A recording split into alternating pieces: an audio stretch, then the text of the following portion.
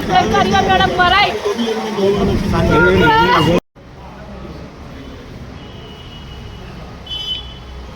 લોકઅપના વોશરૂમમાં જઈને એમણે જે સ્વેટર હુડી પહેર્યું હતું એ હુડીની દોરીથી ગળે ફાંસો ખાધો છે અને જ્યારે બી આ ઘટના સામે આવી તરત જ એસડીએમ સાહેબ અને એસીપી સાહેબને અહીંયા હાજર રાખવામાં આવ્યા છે. ઇન્ક્વેસ્ટ ભરવામાં આવી રહ્યું છે અને જે પણ યોગ્ય કાર્યવાહી કરવાની છે તે હાલમાં ચાલુ છે અને ઇન્ક્વેસ્ટ ભરાયા પછી એસડીએમની કાર્યવાહી પૂરી થયા પછી તેમને પોસ્ટમોર્ટમ માટે પાસે લઈ જવામાં આવશે અને જે પણ યોગ્ય પ્રોસિજર છે તેને ફોલો કરીને યોગ્ય કાર્યવાહી કરવામાં આવશે અને તેને અનુસંધાને આગળ જે પણ પુરાવા સામે આવશે એના આધારે કાર્યવાહી કરવામાં આવશે.